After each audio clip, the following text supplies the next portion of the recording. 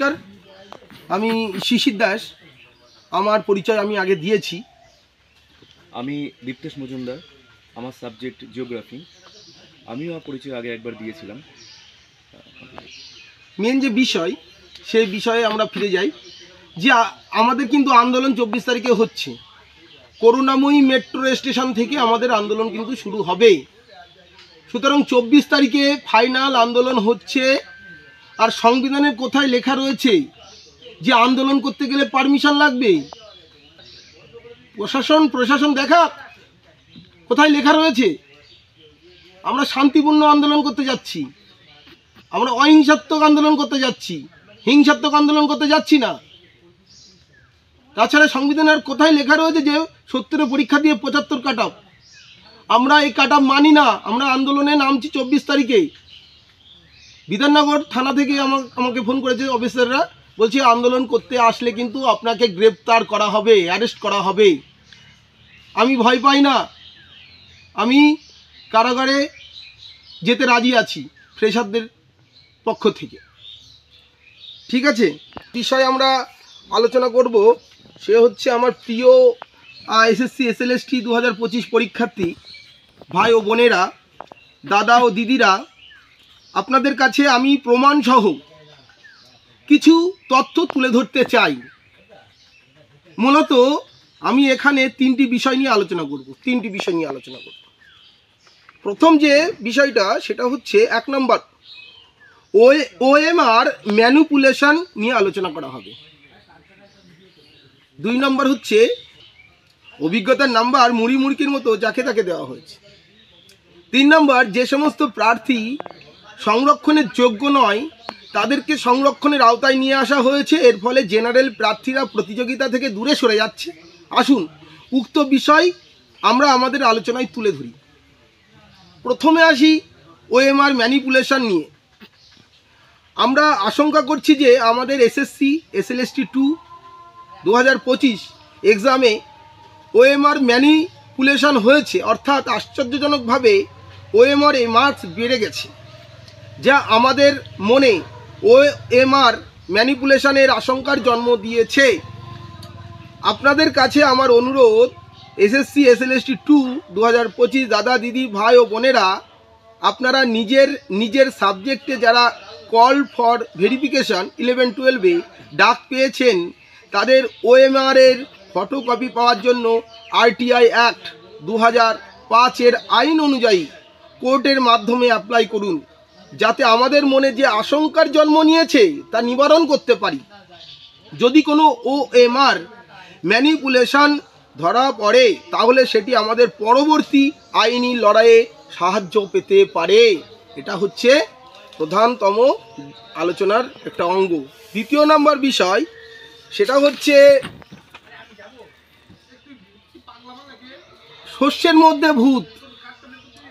আমি এখানে নিউট্রিশন সাবজেক্টের কিছু ভূত খুঁজে পেয়েছি। পৌলমী দাস 3-5-1998 সালে জন্ম। তিনি কিভাবে অভিজ্ঞতার নাম্বার পায়? 2 নম্বর সুরাজ মল্লিক 6-3-1998 সালে জন্ম। তিনি কিভাবে অভিজ্ঞতার নাম্বার পায়? 3 নম্বর আইনুর মণ্ডল 21-4-1998 সালে জন্ম। তিনি কিভাবে অভিজ্ঞতার নাম্বার পায়?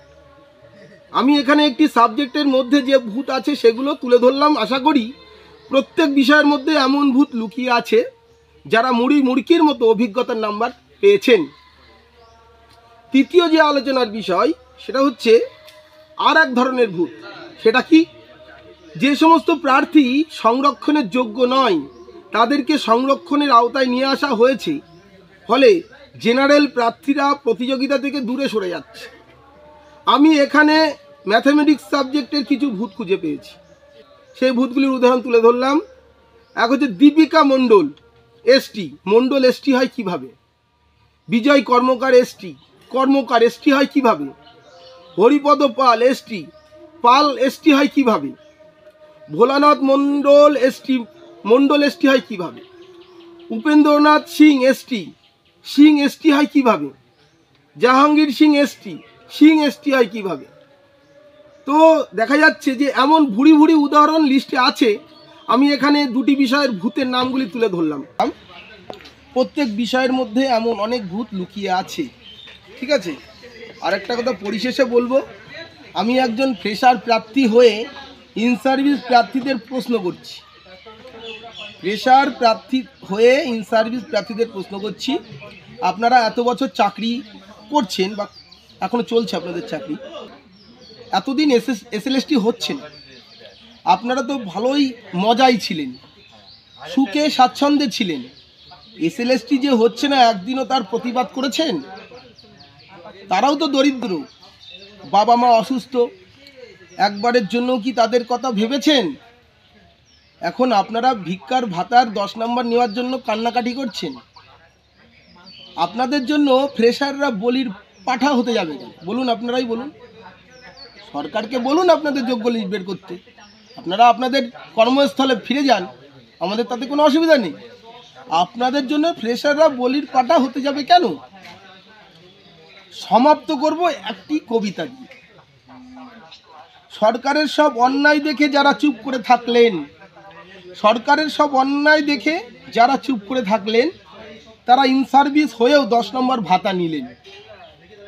2016 সালের শিক্ষকদের সরকার ঠকিয়েছিল দুর্নীতি করে, কিন্তু তখন সেই শিক্ষকরা প্রতিবাদ না করে চুপ ছিলেন। তাহলে কি বললাম? 2016 সালের শিক্ষকদের সরকার ঠকিয়েছিল দুর্নীতি করে, কিন্তু তখন সেই শিক্ষকরা প্রতিবাদ না করে চুপ ছিলেন। আর সেই একই 2016 সালের শিক্ষকরা আবার ফ্রেশার প্রার্থীদের ঠকাচ্ছেন এই 10 নম্বর ভাতা নিয়ে। ঠিক আছে, আমার আলোচনা এখানেই সমাপ্ত। তো বলবো সবাইকে যে 24 তারিখের আন্দোলনে আপনারা উপস্থিত হন। ঠিক আছে, 24 তারিখে আপনাদের যদি আন্দোলন যদি আপনারা আন্দোলনে আসেন, আন্দোলন সাফল্য পাবে। আশা করি প্রত্যেকে উপস্থিত থাকবেন। ওরা 12,000 নিয়ে যদি আন্দোলন করতে পারে, আমরা কেন 3 লাখ নিয়ে করতে পারবো না আন্দোলন? আমাদের কৌশলটা শিখতে হবে। ঠিক আছে, কীভাবে যুদ্ধ করতে হয়। হ্যাঁ, আপনারা আসুন, দলে দলে আসুন, যোগদান করুন। আমাদের সবার যাতে ভালো হয়, ফ্রেশারদের সবার যাতে ভালো হয়, অবশ্যই আপনি উপস্থিত থাকবেন। নমস্কার, ধন্যবাদ, ভালো থাকবেন।